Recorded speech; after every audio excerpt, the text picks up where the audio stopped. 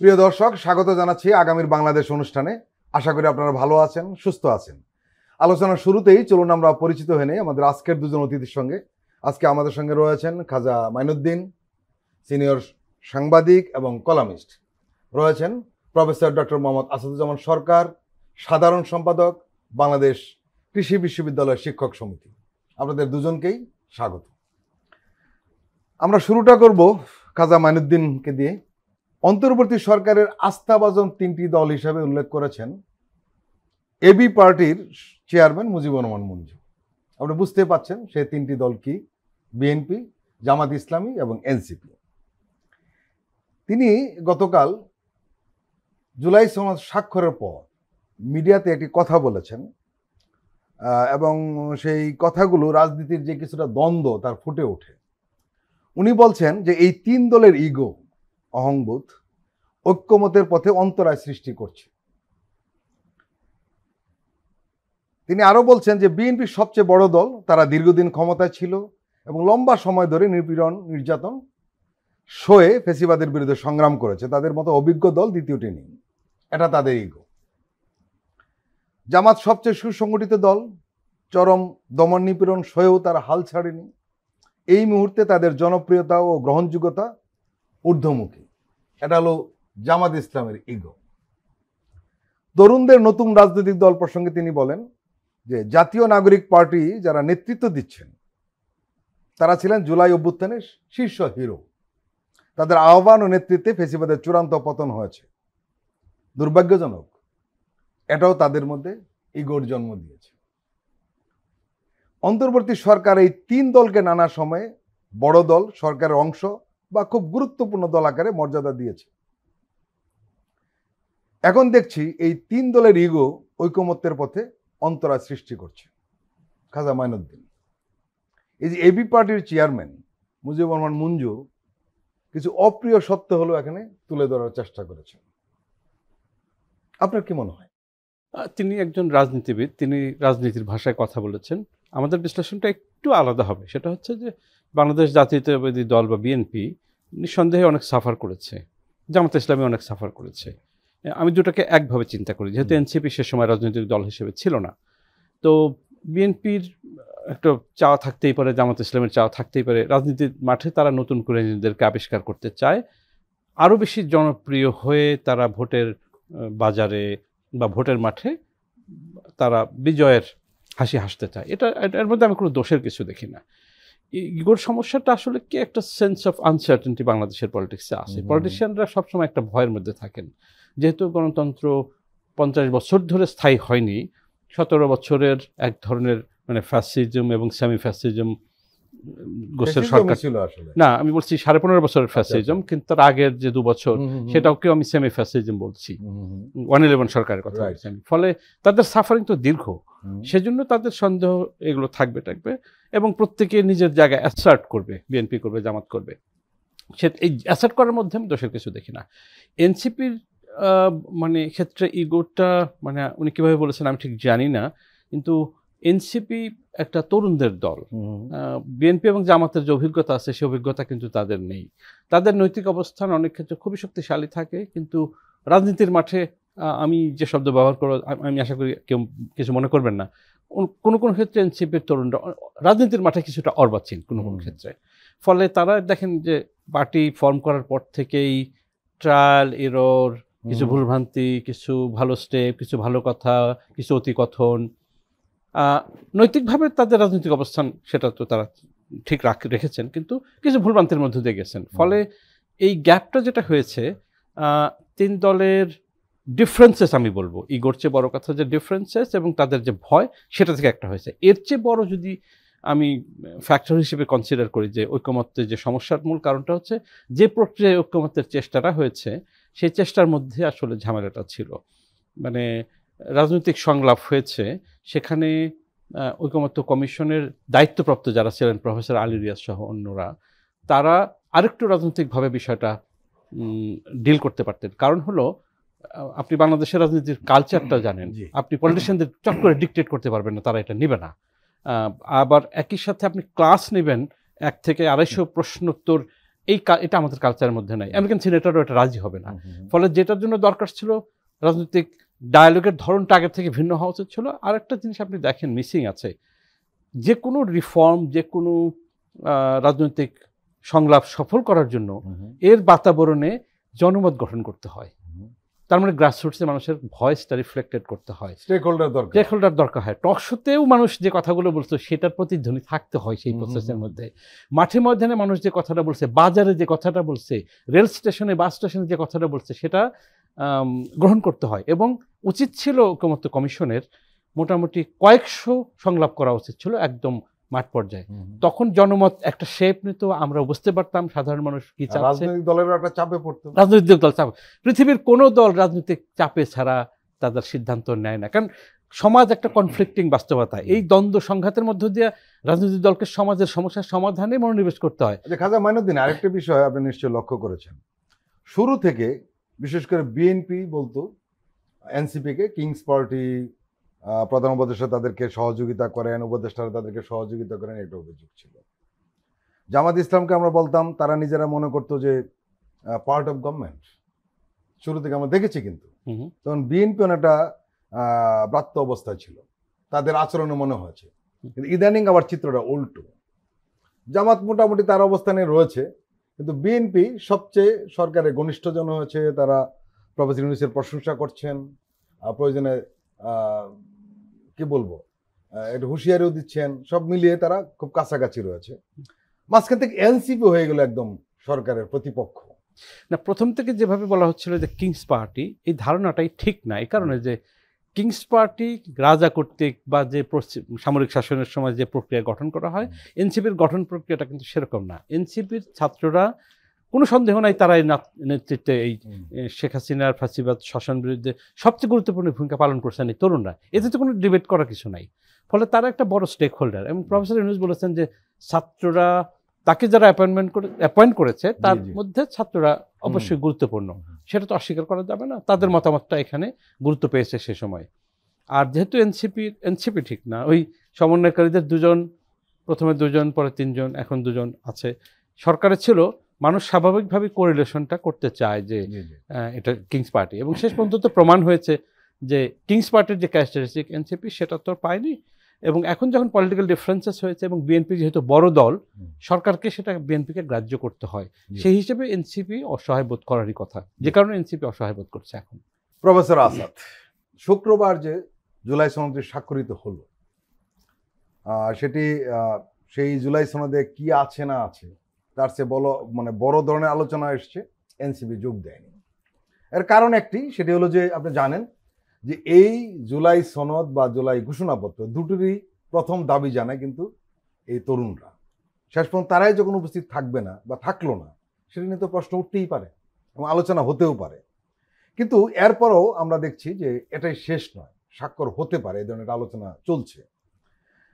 আপনি জানেন যে এনসিপির সদস্য সচিব আখতার হোসেন একটি মিডিয়াকে বলেছেন ইতিমধ্যে যে ঐকমত্য কমিশন যেহেতু সময় বৃদ্ধি করেছে, আমরা ঐকমত্য কমিশনের পরবর্তী প্রক্রিয়া অংশগ্রহণ করে আমাদের অবস্থান তুলে ধরব, দাবি পূরণ হলে পরবর্তী স্বাক্ষর করব। এমন এনসিপি স্বাক্ষর করার ব্যাপারে এখনো আশাবাদী। আমরা আবার দেখলাম যে শনিবার একটি সংবাদ সম্মেলনে এনসিপির প্রধান নাহিদ ইসলাম কিছু প্রতিক্রিয়া দেখিয়েছেন। তিনি বলছেন যে এটি একটি গণপ্রতারণা এবং জাতির সঙ্গে একটি প্রহসন হবে যারা স্বাক্ষরিত হয়েছে, এই বিষয়ে তিনি বলেছেন। আর কারণ হিসেবে বলেছেন যেহেতু আইনি ভিত্তি নেই। আবার সালাউদ্দিন আহমদ বিএনপি স্থায়ী কমিটির সদস্য, উনি একটা আশাবাদ ব্যক্ত করেছেন যে শেষ পর্যন্ত এনসিপি হয়তো যাবে, আলোচনা হবে এবং সনদে তারা স্বাক্ষর করবে, যেহেতু সেই বিকল্পটা এখনো রয়ে গেছে। প্রফেসর আসাদ, আপনি গোটা বিষয়টিকে কিভাবে দেখছেন? জুলাই সনদ, এটি আমাদের আকাঙ্ক্ষা। বিগত যে 2024-এর যে জুলাই অভ্যুত্থান, ছাত্র জনতার অভ্যুত্থানের মধ্য দিয়ে আমাদের 15 বছরের যে ফ্যাসিজমের বিদায় হয়েছে, সেই জায়গা থেকে বাংলাদেশের রাজনীতিতে একটি নতুন মাত্রা যুক্ত হয়েছে এবং আমাদের দেশকে নিয়ে আমাদের মাঝে একটা নতুন স্বপ্ন তৈরি হয়েছে, যাতে করে আর নতুন কোনো ফ্যাসিজম আমাদের মাঝে ফিরে না আসে। সেই জায়গায় আমাদের যে জুলাই আন্দোলনের যারা অংশীজন ছিলেন, বিশেষ করে আমরা যদি দেখি যে আমাদের বৈষম্য বিরোধী ছাত্র আন্দোলনের সাথে যারা সরাসরি সম্পৃক্ত ছিলেন এবং পরবর্তীতে সেখান থেকে যে জাতীয় নাগরিক পার্টি বা এনসিপির সৃষ্টি হয়েছে, তাদের চাওয়াটা ছিল এই জুলাই সনদ। এবং তারা বারবারই বলে এসেছে যে এটি একটি আইনি ভিত্তি থাকতে হবে। এটার বড় কারণ হচ্ছে যে আমরা যদি অতীতে দেখি, আমরা আমাদের যে রাজনৈতিক পট পরিবর্তনগুলি হয়েছে, ৭১-এ হয়েছে, ৯০-এ হয়েছে, রাজনৈতিক পট পরিবর্তনের সময় মানুষের যে জন আকাঙ্ক্ষা ছিল, পরবর্তীতে দেখা গেছে যে রাজনৈতিক দলগুলি সেই জায়গা থেকে হয়তো ইউটার্ন করেছে অথবা কথা রাখেনি। এই আস্থাহীনতার জায়গা থেকেই কিন্তু ২০২৪-এর যে অভ্যুত্থান, এটিকে আমরা সত্যিকার অর্থেই যদি একটি বাস্তবায়নের দিকে যেতে চাই, সেখানে আইনি ভিত্তিটা থাকলে নিঃসন্দেহে খুব চমৎকার একটি বিষয় হতো। সেই দিক থেকে তাদের চাওয়াটা যৌক্তিক। একই সাথে আমাদের যে অন্যান্য রাজনৈতিক সংগঠনগুলি রয়েছে, যে নামগুলি এখানে খাজা ভাই আলোচনায় বলেছেন, যে বাংলাদেশ জাতীয়তাবাদী দল, জামায়াত ইসলামী, আপনি আলোচনা শুরু করেছেন এবি পার্টির সভাপতির কথা দিয়ে, তো সবগুলি বিষয়গুলিকে যদি আমরা একসাথে করি, তাহলে আমি ব্যক্তিগতভাবে মনে করি যে জাতীয় ঐকমত্য কমিশন যে কাজটি করেছেন, সেই জায়গায় জনসম্পৃক্ততা বা জনমতের রিফ্লেকশনের যে জায়গাটি, আমার কাছে, আমি খাজা ভাইয়ের সাথে সহমত যে এই জায়গাটাতে কিন্তু একটি গ্যাপ রয়ে গেছে। যার কারণে যে গণমানুষের আকাঙ্ক্ষাটা যদি যথাযথভাবে আমাদের এই জুলাই সনদে আসতো এবং সেটি যদি রাজনৈতিক দলগুলির উপর একটি প্রেশার ক্রিয়েট করতে পারত, তাহলে কিন্তু আমার মনে হয় যে আমরা সত্যিকার অর্থেই একটি ঐকমত্যের জায়গায় যেতে পারতাম, যে জায়গাটা এখন আমাদের একটু সৌন্দর্যহানি হয়েছে। আমরা এনসিপিকে এই জুলাই সনদে স্বাক্ষর করেনি, এবং একই সাথে আরও 4টি বাম ঘটনার রাজনৈতিক দল, তারাও কিন্তু এখান থেকে স্বাক্ষর করা থেকে বিরত থেকেছে। গণফোরাম গিয়েছিল কিন্তু তারা স্বাক্ষর, জি, ওনারা অনুষ্ঠানে যোগদান করেছেন কিন্তু ওনারা স্বাক্ষর করেননি। কিন্তু আমি ব্যক্তিগতভাবে আশাবাদী মানুষ। আপনার কথা দিয়েই বলি যে আমি বিশ্বাস করি যে এনসিপি যেহেতু ট্রায়াল অ্যান্ড এররের মধ্য দিয়ে তারা যাচ্ছে, আর একটি কথা না বললেই নয় যে তাদের রাজনৈতিক যে ম্যাচিউরিটি, তারা হয়তো একটি আন্দোলনে সফল হয়েছে, কিন্তু আমি মনে করি যে একটা রাজনৈতিক দল হিসেবে গড়ে ওঠার জন্য যে ধরনের পলিটিক্যাল কালচারের মধ্য দিয়ে যেতে হয়, সেই জায়গাটাতে তাদের এখনও আমি মনে করি যে কিছুটা দুর্বলতা রয়েছে, বিধায় তারা কখনো কখনো হয়তো এই ধরনের আচরণ করে। এখন আপনি প্রফেসর আসাদ পলিটিক্যাল কালচারের কথা বললেন, সে কালচার কি? 5ই আগস্টের আগের কালচার না নতুন কালচার? নিঃসন্দেহে 5ই আগস্টের আগের কালচারে আমরা ফিরে যেতে চাই না। আমরা চাই একটি বৈষম্যহীন বাংলাদেশ। পলিটিক্যাল দলগুলো কি নতুন কালচার গ্রহণ করেছে না পুরনো কালচারের মধ্যে রয়েছে? আপনার কি মনে হয়? আমার কাছে মনে হয় যে পুরোপুরি পুরনো কালচারের মধ্যে রাজনৈতিক দলগুলি নেই। প্রত্যেকটি রাজনৈতিক দলের মধ্যে কিন্তু একটা মনস্তাত্ত্বিক পরিবর্তন এসছে। সবাই কিন্তু একটা বুঝতে পারতেছে যে আমরা যদি কালচারালি চেঞ্জ না হই এবং গণমুখী না হই, তাহলে ভোটের মাঠে আগামী যে ফেব্রুয়ারি যে নির্বাচনের আয়োজন হতে যাচ্ছে, সেখানে প্রত্যেকেই কিন্তু এই জায়গাটা নিয়ে তাদের কিন্তু একটা শঙ্কা রয়েছে যে আমাদের জনগণের কারণ বোধহয় রয়েছে। আমরা জানি যে 40% ভোট হলো যাদের বয়স 18 থেকে 28, একেবারেই আমাদের নতুন প্রজন্ম যারা প্রথমবার ভোট দিবেন। কাজেই তাদের মনস্তত্ত্ব যদি রাজনৈতিক দলগুলি উপলব্ধি করতে না পারে, তাদের হৃদয়ের ভাষা যদি রিড করতে না পারে, তাহলে কিন্তু আমি মনে করি যে সেই রাজনৈতিক দল তাদের কাঙ্ক্ষিত ফলাফল আগামী নির্বাচনে করতে পারবে না। কাজেই আমাদের রাজনৈতিক সংস্কৃতিতে অবশ্যই পরিবর্তন আনতে হবে। খাজা মাইনুদ্দিন, জুলাই সনদ বর্জনের মাধ্যমে এনসিপি কি ফ্যাসিস্ট বিরোধী ঐক্যকে দুর্বল করছে নাকি নিজেদের রাজনৈতিক অবস্থান স্পষ্ট করছে? একটি প্রশ্ন। আরেকটি হলো, এই বর্জন কি আসলে এনসিপির জন্য স্বতন্ত্র তৃতীয় শক্তি হয়ে ওঠার চেষ্টা? এনসিপি কি এখন বাস্তবে বিচ্ছিন্ন হয়ে পড়ছে নাকি নতুন সমীকরণের জন্য জায়গায় তৈরি করছে? এনসিপি মূলত একটা নৈতিক অবস্থান নিয়েছে যে জুলাই সনদে এই থাকা উচিত, যেগুলো একটা লিগ্যাল বাইন্ডিং থাকা উচিত। যেটা যেহেতু আমার এই ভাই বলে ফেলছেন ইতিমধ্যে যে আগের আন্দোলনগুলোর পরে যেহেতু কেউ কথা রাখেনি, আক্ষেপ আমাদের মধ্যে রয়ে গেছে, ফলে তারা এটা করেছে। কিন্তু একই সাথে আপনারা রাজনৈতিক সংস্কৃতির কথা বলেছেন। রাজনৈতিক সংস্কৃতি পরিবর্তনের ভাবনাটা এসেছে, সংস্কৃতি আসলে পুরোপুরি বা আপনি যদি বলেন অর্ধেকও বদলায়নি। কারণ সংস্কৃতি এমন একটা জিনিস, ওইটা আপনাকে ডিকটেট করে, আপনি ওই ধরনের আচরণ করবেন, আপনি যেভাবে কথা বলে আসছেন সেভাবে কথা বলবেন। আমি একটা উদাহরণ দিয়ে বলি, এখনও রাজনৈতিক দলগুলো যারা এখন মাঠে আছে তারা পরস্পর আক্রমণ করে, মাঝে মধ্যে করে বসে। এটা তো 17 বছরের শিক্ষা এটাই, যে চূড়ান্ত আক্রমণ করে কথা বলতে হবে, অপদস্থ করতে হবে, তাকে অসম্মান করতে হবে। এটা করতে চায় না রাজনৈতিক দলগুলো, আমি বুঝি, কিন্তু ওই যে শিক্ষা তো ওটাই, যেহেতু কালচার ওইটা তাকে ডিকটেট করে নিজের অজান্তেই, সেটা একটা সমস্যা রয়ে গেছে।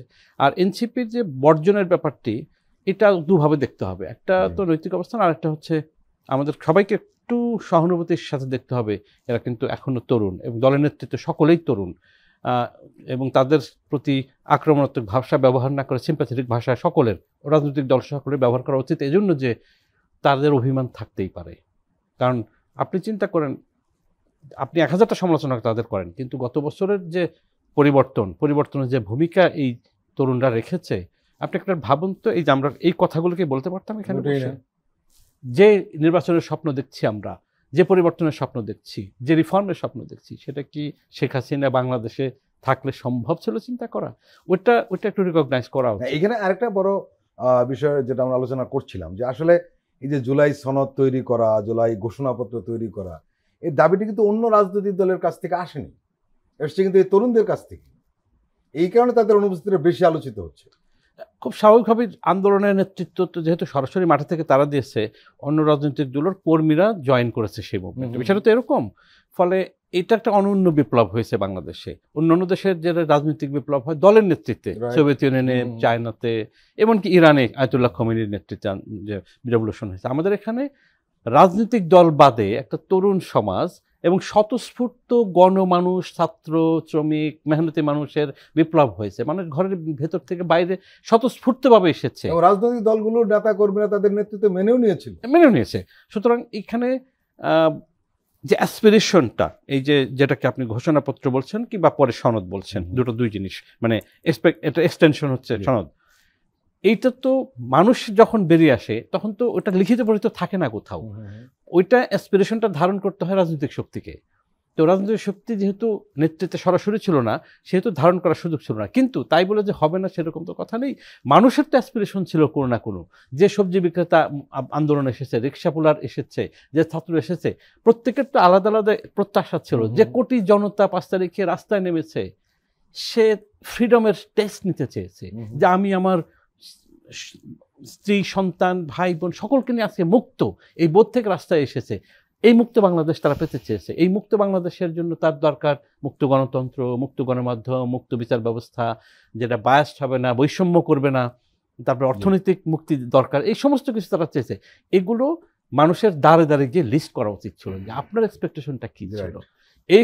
এই প্রত্যাশাগুলো যদি যোগ করা যেত, তাহলে আমার মনে হয় যে এই সনদে মান অভিমানের জায়গাটাও কমে আসতো, রাজনৈতিক দলগুলোর জন্য জিনিসটা ইজি হতো। এখন ক্ষেত্রভেদে হয় কি, আমি প্রফেসর আলী রিয়াজের প্রতি শ্রদ্ধা রেখেই বলি, কখনো কখনো মনে হয় যে এটা ইম্পোজড হয়েছে, ইন্টেলেকচুয়ালি ইম্পোজিং কিছু সাজেশন হয়েছে, আচ্ছা ঠিক আছে বার্গেনিং করে দেখি এটা করা যায় কিনা, এটা করি।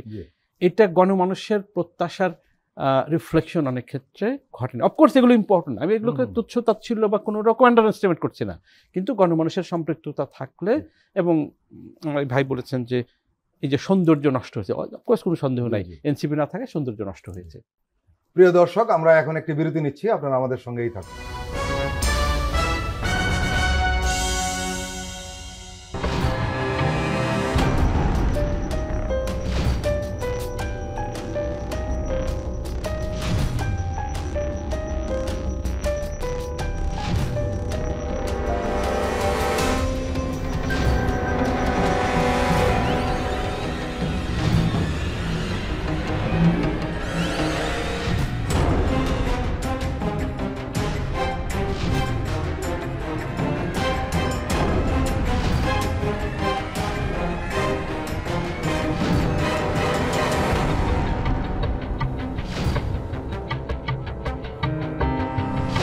কেমন আছে অর্থনীতি দেখবেন প্রতি সোম ও মঙ্গলবার রাত 10:20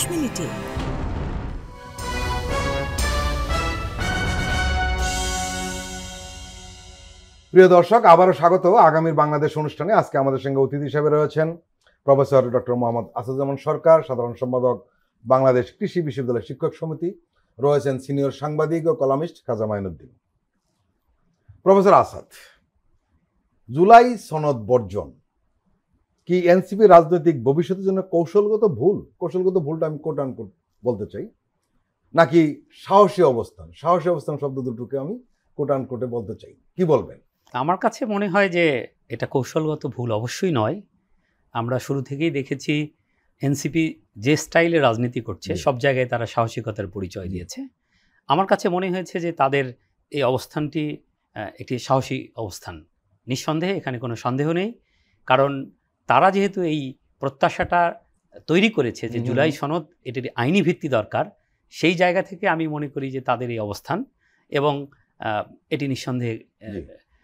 তবে এখানে আমরা নাগরিক হিসাবে যেটা বিশ্বাস করি যে সরকারের উচিত বা অন্যান্য রাজনৈতিক দলগুলির উচিত যারা অলরেডি স্বাক্ষর করেছে এনসিপির সাথে একটা আলোচনার মাধ্যমে যদি আমরা তাদেরকে এখানে আপনাকে একটা ইনফরমেশন দেই, একটা পজিটিভ দিক রয়েছে আমরা যতটুকু জানতে পেরেছি গণমাধ্যম কর্মী হিসাবে।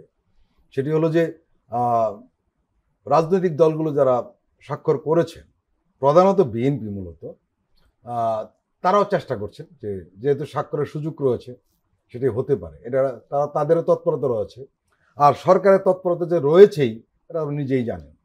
বৃহৎ রাজনৈতিক দল হিসাবে আমি মনে করি যে বিএনপির এই জায়গায় ভূমিকা রাখা উচিত।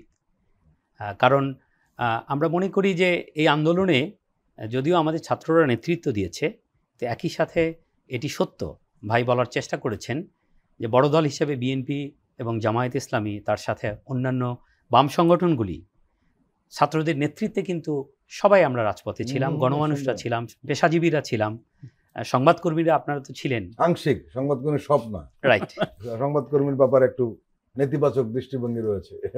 তো সেই জায়গা থেকে কিন্তু এটা নিঃসন্দেহে আমাদের বলতেই হবে যে বিএনপি বড় দল হিসাবে তাদের মতামতের ডিফারেন্স থাকতে পারে, কিন্তু একটা জায়গায় আমাদের কিন্তু সমঝোতে আসতে হবে, একটা ঐক্যমত্যে আসতে হবে, এটা জাতির বৃহত্তর স্বার্থে আমাদের এটা প্রয়োজন।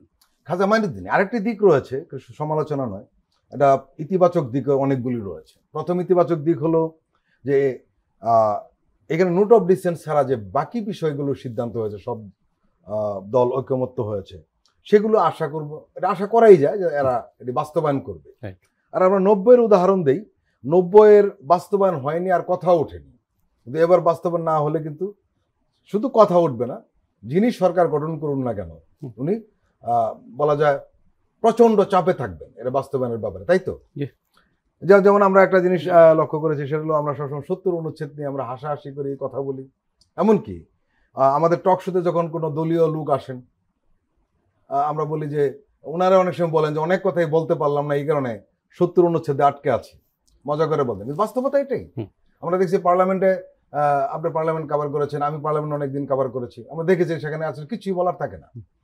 এই যে 70 অনুচ্ছেদের পরিবর্তনটা হয়েছে, দলীয় সিদ্ধান্তের বাইরে গিয়ে ভোট দিতে পারবে শুধু দুটো বিষয় ছাড়া, একটি হলো অর্থ বিল আর আস্থা ভোট। এটা স্বাভাবিক, আস্থা ভোটে যদি হয়ে যায় তার সরকারই টিকবে না। এমন আরো কিছু কিছু দিক তো নিশ্চয়ই আপনার আকর্ষণ হয়েছে যেগুলো ইতিবাচক, কোনো সন্দেহ নেই। আমাদের একটু জানাবেন। আচ্ছা, আমি 90-এর কথা আপনি যখন বললেন, 3 জোটের রূপরেখা যখন দেওয়া হয় এরশাদ বিরোধী আন্দোলনে, তারপরে বেগম খালেদা জিয়ার নেতৃত্বে বিএনপি সরকার গঠন করে, এটা খুব অবাধ এবং নিরপেক্ষ নির্বাচনের মাধ্যমে, সবচেয়ে অবাধ বলা হয় তখন, এখন পর্যন্ত ইতিহাসের সবচেয়ে অবাধ। দেখেন, একটা লিখিত পরিচয় অনেকগুলো না থাকলেও রূপরেখা এবং বুদ্ধিজীবী ছাত্র সমাজের যে চাপ সেই সরকারের উপর ছিল, এবং পরবর্তী শেখ হাসিনার প্রথম সরকারের উপর 96-এর যে গভর্নমেন্ট, কিন্তু ওইটা বাস্তবায়নের ব্যাপারে চাপ কিন্তু আমরা লক্ষ্য করিনি, সরাসরি চাপ ছিল না। কিন্তু দেখেন ওই বেগম জিয়ার ওই গভর্নমেন্টটা অনেক কতখানি ভালো গভর্নমেন্ট ছিল, বিকজ ওইটা একটা নৈতিক সমর্থনের মধ্যে দিয়ে, একটা নৈতিক চাপের মধ্যে দিয়ে ওই সরকারটা, সেটা হতে পারে নৈতিক চাপ ছিল, নৈতিক চাপটা কিন্তু থাকে। এবং ওই ধরনের যদি ইলেকটোরাল চেঞ্জ থাকতো বাংলাদেশে, মানে 91, 96, 2001 এই প্রসেসটা থাকলে বাংলাদেশকে আজকের এই জায়গায় থাকতো। আমরা যে বিষয়গুলো নিয়ে আলোচনা করছি সে বিষয়গুলো নিয়ে আলোচনা করার প্রয়োজন হতো না। আর একটা যেটা হয়েছে যে পরিবর্তনটা একটা এসছে, সেটা হলো যে আপনি একটা সময় পার পেয়ে যেতেন কোনো কমিটমেন্ট দিয়ে। এটা কিন্তু খেয়াল করতে হবে, যে বিপ্লব হয়েছে 15 বছরের জগদ্দল পাথর জাতির উপর চেপেছিল, সেই পাথর কিন্তু মানুষ ধাক্কিয়ে নামিয়ে দিয়েছে। এটা অনেকে অকল্পনীয় মনে করতো এক সময়। আর সেকেন্ডলি নতুন জেনারেশন রাজনীতিতে এসেছে এবং রাজনীতিতে অদেখা একটা পরিবর্তন হয়ে গেছে। আপনি চাইলে আপনার কমিটমেন্টের বাইরে যেতে পারবেন না। আপনি নির্বাচনে আপনার দলের কলা গাছ, তথাকথিত কলা গাছ দাঁড় করে দিবেন, জনগণ মার্কা থাকলে পাস করে দেবে, জনগণ বিনা প্রশ্নে তাকে ভোট দেবে। আমি ভেরি সরি, সম্ভবত সেটা ঘটবার নয়।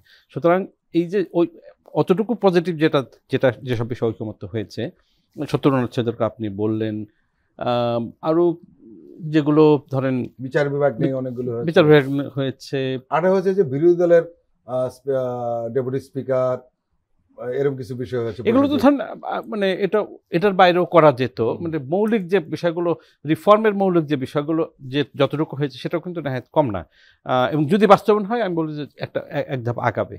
এবং এখানে তো আমরা মনে করি যে এখানে তো শেষ হয়ে যাচ্ছে না। যদি একটা ভালো পার্লামেন্ট হয়, প্রতিনিধিত্বশীল পার্লামেন্ট হয়, সেখানে প্রপার ডিবেট হয়, যদি সিভিল সোসাইটি, মিডিয়া ভাইব্রান্ট থাকে, মানুষ তার ক্ষোভের কথা বলতে পারবে, মানুষ তার প্রত্যাশার কথা বলতে পারবে, পরিবর্তনের দাবি মানুষ তুলতে পারবে তখন। সুতরাং আমার মনে হয় যে এই প্রসেসের মধ্য দিয়ে আমরা যদি পরবর্তী ধাপে যেতে পারি, একটি অবাধ সুষ্ঠু নির্বাচন এবং প্রতিনিধিত্বশীল গণতন্ত্র দেশে থাকে, যদি মানুষের কথা বলার স্বাধীনতা থাকে, যদি বিচার বিভাগের স্বাধীনতা থাকে, প্রশাসন যদি প্রফেশনালি ফাংশন করে, আমার মনে হয় আগামীতে আমরা জাতি হিসেবে গণতান্ত্রিক যাত্রায় আগিয়ে যেতে পারবো। সমস্যার সব সমাধান আজকে হয়ে যাচ্ছে না, কিন্তু সমস্যার সমাধানের পথে থাকবে ভবিষ্যৎ প্রজন্ম, এটা আগিয়ে নিতে পারবে।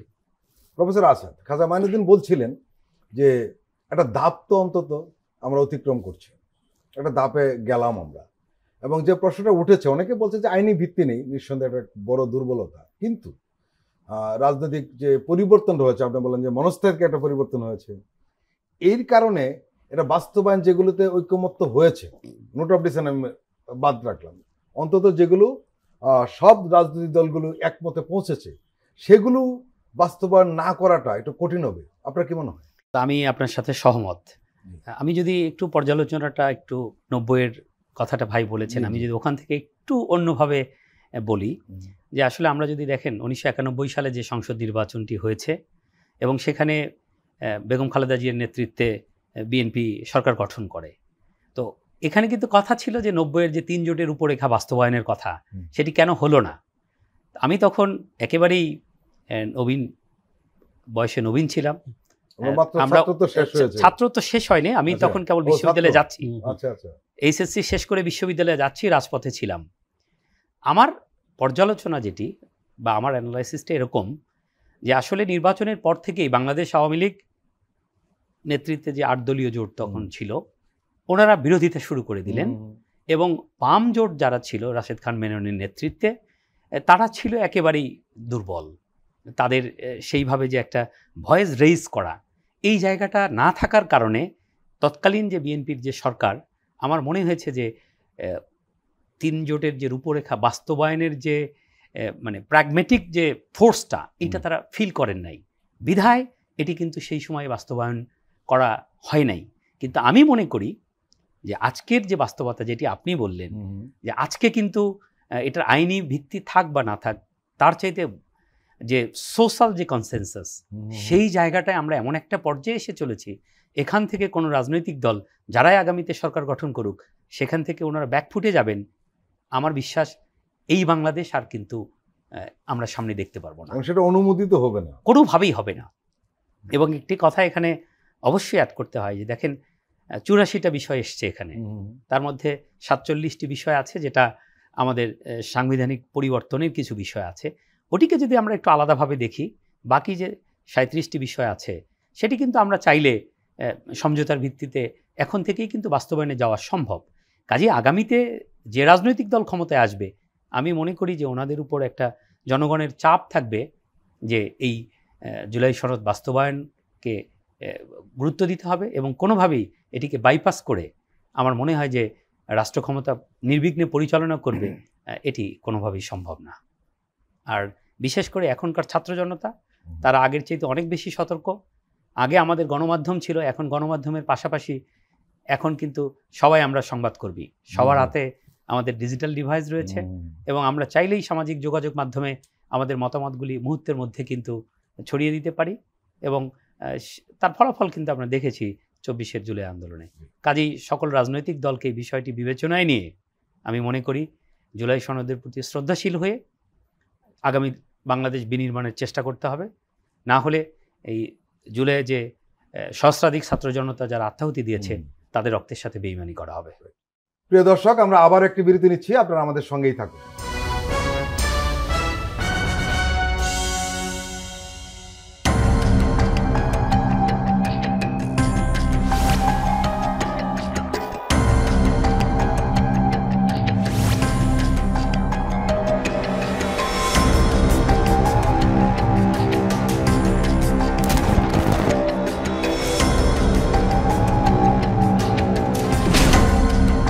ফ্যাসিবাদের দিনলিপি, গবেষণা ও উপস্থাপনা সাইদ খান, প্রযোজনা আফরোজা সুলতানা ও মামুন মাহমুদ। দেখবেন প্রতি রবি থেকে বৃহস্পতিবার সন্ধ্যা 7টায়।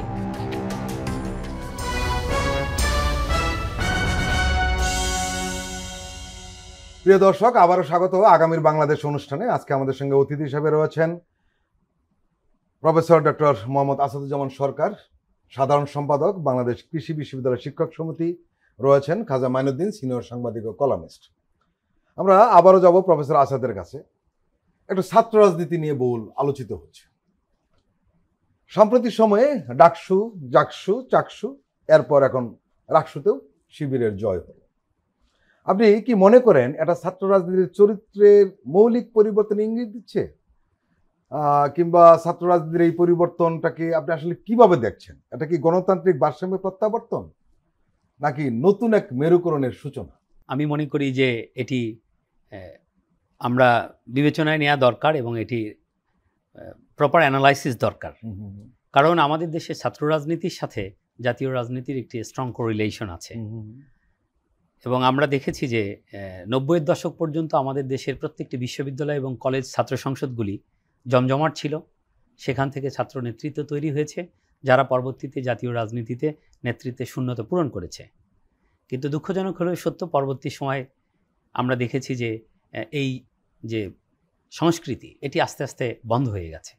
তো সেখান থেকে জুলাই বিপ্লবের পরবর্তীতে আমরা দেখলাম যে ঢাকা বিশ্ববিদ্যালয়, পরবর্তীতে জাহাঙ্গীরনগর বিশ্ববিদ্যালয়, চট্টগ্রাম বিশ্ববিদ্যালয় এবং রাজশাহী বিশ্ববিদ্যালয়, দেশের বৃহৎ 4টি বিশ্ববিদ্যালয়ের ছাত্র সংসদের নতুন নেতৃত্ব এসছে। এবং আমরা দেখেছি যে সাধারণ ছাত্রছাত্রীরা স্বতঃস্ফূর্তভাবে তাদের নেতা নির্বাচন করেছে। এবং সেখানে অবশ্যই লক্ষণীয় যে অতীতের যে কালচারটা আমরা দেখেছি সেখান থেকে নিঃসন্দেহে একটি নতুনত্ব আমরা দেখছি।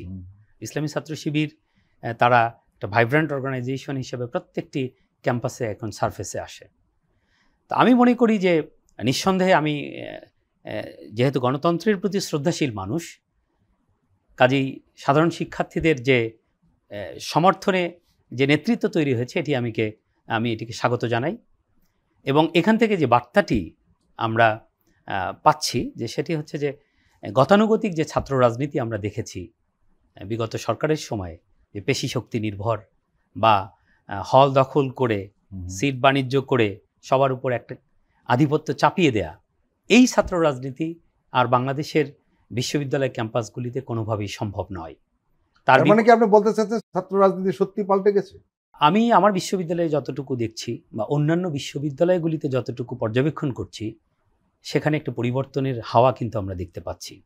বিশেষ করে এখন কিন্তু ইসলামী ছাত্র শিবিরের বেশ কিছু ভালো কাজের যে প্রচেষ্টা, যেটি ঢাকা বিশ্ববিদ্যালয়ের শিক্ষার্থীদেরকে সেবামূলক রাজনীতি, এরকম একটা কথা আসছে। এক্স্যাক্টলি, আপনি সঠিক কথাটি বলেছেন। তো সেই জায়গাটা আমি দেখছি যে বাংলাদেশ কৃষি বিশ্ববিদ্যালয়ে সেখানে কিন্তু আমাদের যে জাতীয়তাবাদী ছাত্রদল বা সমাজতান্ত্রিক ছাত্র ফ্রন্ট, অন্যান্য যে ছাত্র সংগঠনগুলি আছে, তারা কিন্তু এখন এই বিষয়গুলি অ্যাডপ্ট করার চেষ্টা করছে। আগে শুধুমাত্র একটা মিছিল, শোডাউন বা কর্মীদেরকে নিয়ে মহড়া দেয়া, এই ধরনের রাজনীতি আমরা পর্যবেক্ষণ করেছি, যেখানে মূলত আমাদের যে দলীয় লেজুর বৃত্তিটা ছিল। কিন্তু বর্তমানের যে রাজনীতিটার আমরা দেখছি, সেখানে এই লেজুর বৃত্তি থেকে বেরিয়ে এসে ছাত্র রাজনীতি, ছাত্রদের কল্যাণে বা ছাত্রদের সুবিধা অসুবিধার বিষয়ে যে কথা বলার বিষয়টি, এটিকেই এই প্রজন্মের শিক্ষার্থীরা গুরুত্ব দিচ্ছে।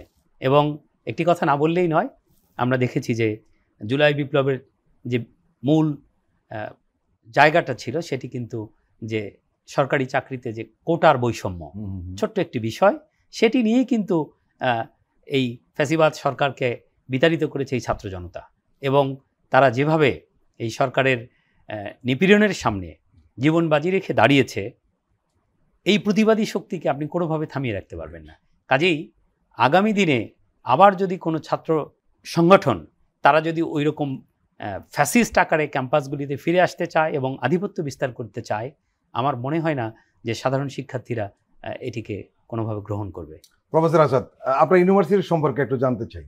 সেখানে কি ছাত্র সংসদ নির্বাচন হবে বা হতে যাচ্ছে এরকম মনে এখানে আমাদের বিভিন্ন ছাত্র, যেহেতু বাংলাদেশের অন্যান্য বৃহৎ বিশ্ববিদ্যালয়গুলিতে সেখানে ছাত্র সংসদ নির্বাচন হয়েছে, কাজেই আমি বিশ্বাস করি যে এখন অন্য যে বিশ্ববিদ্যালয়গুলি আছে তার মতো বাংলাদেশ এখন আলোচনায় আছে। আমাদের যারা বিভিন্ন রাজনৈতিক ছাত্র সংগঠন আছে তারা অলরেডি ছাত্র বিষয়ক বিভাগ সহ বিশ্ববিদ্যালয়ের প্রশাসনের সঙ্গে কথা বলছে।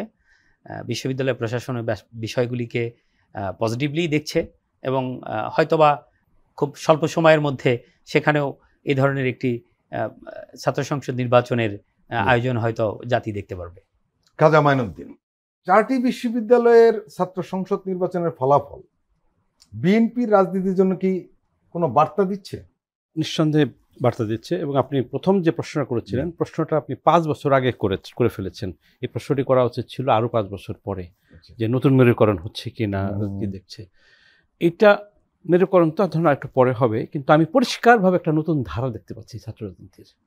ছাত্রলীগের যে হল দখলের ধারা, আর কাউকে রাজনীতি করতে বা ক্যাম্পাসে থাকতে দিবে না যে ধারা, সেটার ছেদ ঘটে গেছে 5ই আগস্ট 2024-এ।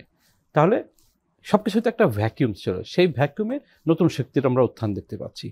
এখানে 4টি বিশ্ববিদ্যালয়ে ইসলামী ছাত্র শিবির প্যানেল জিতেছে, এটা কিন্তু অফিসিয়ালি আপনি বলতে পারবেন না, কারণ ইসলামী ছাত্র শিবির ভিন্ন নামে এবং ভিন্ন জোট হিসেবে এখানে দিয়েছে। এবং আরেকটা জিনিস নোটিস করবেন যে ছাত্রদল কিন্তু প্যানেল হিসেবে নির্বাচন, ছাত্রদল প্যানেল হিসেবে করেছে, যেহেতু বিএনপি মানে পুরনো দল, পুরনো হিসেবে এসেছে। এবং ছাত্রদল বিএনপি ছাত্রদল একাকার হয়েছিল অনেক ক্ষেত্রে। কেউ কেউ বলেছেন যে সেটাও হতে নির্বাচনে কিছুটা ক্ষতি হয়েছে।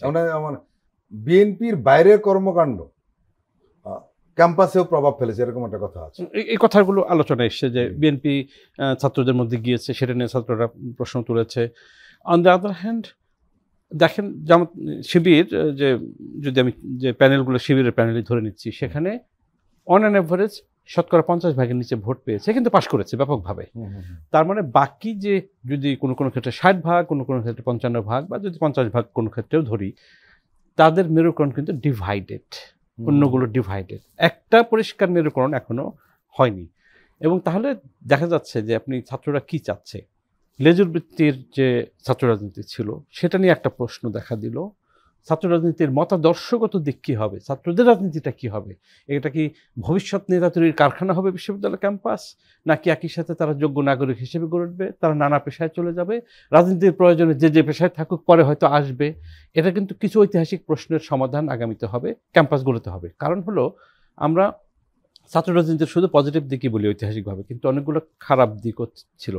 সেটা হলো, অনেক ক্ষেত্রে ছাত্র রাজনীতির বাতাবরণে সন্ত্রাস হয়েছে, অনেক ক্ষেত্রে লেজুর বৃত্তির কারণে মূল দল ডিকটেট করেছে, এবং ওই ছাত্র সংগঠনের নেতারা যারা পরবর্তীকালে মূল দলে গিয়েছেন, তাদের অনেকেই জাতীয় পর্যায়ের পেশাদার চাঁদাবাজে পরিণত হয়েছেন। এবং তারা ওই রাজনীতি, আপনি যদি জিজ্ঞেস করেন যে, এক বিদেশি ভদ্রলোক আমাদের একজন নাম করা রাজনীতিবিদকে জিজ্ঞেস করছিলেন, হোয়াট ডু ইউ ডু, আপনি কী করেন? উনি বলছিলেন, আই ডু পলিটিক্স। ভদ্রলোক মিন করেছিলেন যে, আপনার পেশায় কি, আপনার বড় বাড়িটারি আছে, এগুলো। তো উনি বললেন যে, আমি full time politician. Full time politician, আপনার রুটি রুজি, আপনার লাইভলিহুড কি, আপনার চাকরি, আপনার পেশা কি? ফলে রাজনীতিবিদরা কিন্তু এই জায়গায় দুর্বল হয়েছেন, যার আরেকটা প্রমাণ হচ্ছে ব্যাপকভাবে ব্যবসায়ী রাজনীতি ঢুকেছেন। এটা কিন্তু রাজনৈতিক দুর্বলতার সুযোগে ঢুকেছেন। ফলে এবং একই সাথে রাজনীতিকের কী কী টেকনোক্রেট যোগ্যতা থাকবে, আপনি সব ধার করে মন্ত্রী বানাতে হবে বা এমপি বানাতে হবে কেন? এই পেশাগুলো পরিষ্কার থাকা দরকার। আমি মনে করি যে ধারা ক্যাম্পাসে শুরু হয়েছে, আমরা এটার আগামীতে ক্রমে পরিশীলিত বা পরিবর্তিত রূপ দেখব। বিএনপির জন্য কি বার্তা হতে পারে? এটা পরিবর্তন, বার্তাটা হচ্ছে পরিবর্তন। ছাত্র ধারা পরিবর্তন আনতে হবে। নিশ্চয়ই যারা গার্ডিয়ান, আমরা তো এখন গার্ডিয়ানের পর্যায়ে পৌঁছে গেছি, যাদের সন্তানরা বিশ্ববিদ্যালয়ে যাচ্ছে এবং আগামীতে যাবে, তারা কিন্তু ওই 80-র দশকের সন্ত্রাস বা হাসিনা আমলের সন্ত্রাস, নৈরাজ্য, মাস্তানি, এগুলো কিন্তু দেখতে চাবে না। তারা এখানে মেধা মননের বিকাশ দেখতে চাবে, সুস্থ প্রতিযোগিতা দেখতে চাবে, যেখানে তার সন্তান নেতা হয়ে বের হবে, জাতীয় নেতা হয়ে বের হবে। প্রফেসর আসাদ, আপনি কি মনে করেন যে শিবিরের এই উত্থান মূলধারা রাজনীতি নতুন চাপ সৃষ্টি করবে? আর এই পরিবর্তন কি দেশ জুড়ে ছড়িয়ে পড়তে পারে? আর যদি ছড়িয়ে পড়ে তাহলে তো জাতীয় রাজনীতিতে প্রভাব ফেলবে, কি বলবেন? তা নিঃসন্দেহে এটার একটা প্রভাব জাতীয় রাজনীতিতে পড়বে, কিন্তু অনেকে বলছেন প্রভাব পড়বে না। তবে ইসলামী ছাত্র শিবির সবসময় যে জায়গাটা দাবি করে, আমরা যদি সেই জায়গায় ফিরে যাই, তারা কিন্তু সবসময়ই বলে যে জামায়াতে ইসলামীর সাথে তাদের কিন্তু কোনো তারা কিন্তু অঙ্গ সংগঠন নয়। যেটা জাতীয়তাবাদী ছাত্রদল বাংলাদেশ জাতীয়তাবাদী দলের অঙ্গ সংগঠন হিসাবে দাবি করে, এটা ঠিক আছে, অফিশিয়ালি অঙ্গ সংগঠন নয়, কিন্তু তারা জামাতের রাজনীতিটাই করে, এটাও ঠিক। দুটোই আবার আমরা কিন্তু এটাও দেখেছি যে ছাত্র শিবিরের রাজনীতি করে অন্য প্ল্যাটফর্মে চলে গেছে, এরকমও কিন্তু প্রচুর লোক আছে, পরে আর জামাতে যোগ দেয় না। কিন্তু আমি যে কথাটি বলতে চাই, আপনি যেটা বলেছিলেন যে বিএনপির জন্য কি বার্তা, আমি যদি ওই জায়গাটাতে যাই, আমার মনে হয় যে বিএনপির জন্য যে বার্তাটা এখান থেকে যাচ্ছে, যে জাতীয়তাবাদী ছাত্র দলকে অঙ্গ সংগঠন নয়, ছাত্র সংগঠন হিসেবে তাদেরকে স্বাধীনভাবে ছেড়ে দিতে হবে, তারা শুধুমাত্র ছাত্রদের নিয়েই কাজ করবে, ছাত্রদের সুবিধা অসুবিধাগুলি অনুধাবন করতে হবে। এবং এখানে একটি গুরুত্বপূর্ণ বিষয় যেটি আমি বলতে চাই, যারা রেগুলার ছাত্র নয় তাদের বাইরে যদি আপনি ছাত্র নেতৃত্ব চাপিয়ে দিতে চান, যেখানে যারা এক্স্যাক্টলি আমি এই কথাটি বলতে চাচ্ছি, যে বয়সের পার্থক্য থাকার কারণে দেখা যাচ্ছে যে যারা রানিং ছাত্র আছে তাদের যে মনস্তত্ত্ব, ওই ছাত্রনেতা এটি অনুধাবন করতে পারে না বা তার সাথে সে মিশতে পারে না। এখন আমার যারা ফলোয়ার্স হবে তাদের হৃদয়ের ভাষা যদি আমি না বুঝি, ও কি চায়, এইটার যদি কানেকশন আমার সাথে তার তৈরি না হয়, তাহলে কিন্তু আমি তার কাছে জনপ্রিয় মানুষ হতে পারবো না। তো এই জায়গাটায় আমার কাছে মনে হয়েছে যে ইসলামী ছাত্র শিবির সেই জায়গাটা কিন্তু তারা সতর্কতার সাথে আমরা দেখেছি যে রানিং স্টুডেন্টদের মাঝে সেটা করছে। আমার বিশ্বাস বিএনপি এই বার্তাটুকু গ্রহণ করবে এবং তারা ছাত্র রাজনীতিতে একটা পরিবর্তন যাতে আসে সেই জায়গাটায় তারা ফোকাস করবে। আমার মনে হয় কিছুটা করেছে খাজা মঈনুদ্দিন। হলো আপনি লক্ষ্য করেন ঢাকা বিশ্ববিদ্যালয়ের পরে বাকি 3টি বিশ্ববিদ্যালয়, বিশেষ করে লাস্ট 2টো বিশ্ববিদ্যালয় চট্টগ্রাম এবং রাজশাহীতে, আমি ছাত্রদের প্যানেল যেটা দেখেছি, আমি খুব ক্লোজলি দেখার চেষ্টা করেছি যে প্যানেলটা কেমন হলো। এরা সবাই রেগুলার ছাত্র, মেধাবী ছাত্র, একই সঙ্গে তাদের আচরণটাও একটু আলাদা, অন্যরকম, পজিটিভ অর্থে আমি বলছি, পজিটিভ অর্থে। এবং তারা দু জায়গাতে কিন্তু ভালো প্যানেল দিয়েছিল এবং আপনি আশ্চর্য হবেন, অনেকে আশাও করেন এত চমৎকার প্যানেল তারা দিবে বা দিতে পারবে, যেটা আপনি বলছিলেন অলরেডি কিন্তু গুণগত পরিবর্তন শুরু হয়েছে এবং ডাকসুতে এবং সবকটাতে আমরা দেখলাম এবং ব্রাইট মুখ, অনেক ক্ষেত্রে ব্রাইট তরুণ যাদের সম্ভাবনা, প্রার্থীদের সম্ভাবনাময় তরুণ তাদেরকে মনে হয়েছে। দেখেন বিএনপি তো একটা ঐতিহাসিক সুবিধা বিএনপির আছে, বিএনপি একটা পরিবর্তনের দল। President Zia brought lot of changes in Bangladesh. তারপর বেগম জিয়া যখন ক্ষমতা আসেন 91 সনে ম্যাসিভ রিফর্ম করেছে। আপনার যদি মনে থাকে এই যে কমিটি সিস্টেম যে পার্লামেন্টে এখন যেটা আছে, এই কমিটি সিস্টেম তো অতীতে ছিল না। বেগম খালেদা জিয়ার সময় কমিটি সিস্টেম পার্লামেন্টে করা হয়। তারপরে যে অর্থনৈতিক ক্ষেত্রে ব্যাপক রিফর্ম করা হয়, মেয়েদের শিক্ষার ব্যাপারে একটা বিরাট যুগান্তকারী বিষয়, এই যে ফুড ফর এডুকেশন বেগম জিয়ার সময় এটা করা। সাইফুর রহমান সাহেব সে সময় ভ্যাট করলেন, যেটা আজকে বাংলাদেশের বৃহত্তম রেভিনিউর সোর্স, এটা সাইফুর রহমান সাহেব করা। পরিবর্তনের দল বিএনপি। সুতরাং আমার ধারণা যে এই এখন যে পরিবর্তনটা আসছে সেই পরিবর্তনের সাথে বিএনপি তাল মিলাবে। দেখেন শিবির জামাতের যে ঐতিহাসিক রাজনীতি, শিবির কিন্তু অনেকখানি শিফট করেছে এই ইলেকশন করতে গিয়ে, মানে জামাতের রাজনীতির ধারে ধারে নেই এবং শিবিরের নামের বাইরে চলে এসেছে। সে এই যে পরিবর্তনের ধারণা, এটা আমার ধারণা যে এটা হয়তো তারা রিড করেছে, সোসাইটিকে, বাস্তবতাকে রিড করে এটা অ্যাডাপ্ট করেছে। আমার ধারণা বিএনপি যে প্রক্রিয়া শুরু করেছে, আগামীতে বিএনপি বড় দল এবং পরিবর্তনের দল হিসেবে আরো এগিয়ে নিয়ে যাবে প্রক্রিয়াটি। খাজা মঈনুদ্দিন এবং প্রফেসর ডক্টর মোহাম্মদ আসাদুজ্জামান সরকার, আপনারা দুজনেই আমাদের দীর্ঘ সময় দিলেন, আপনাদেরকে আন্তরিক ধন্যবাদ। প্রিয় দর্শক, আজকের অনুষ্ঠান আমরা এখানে শেষ করছি।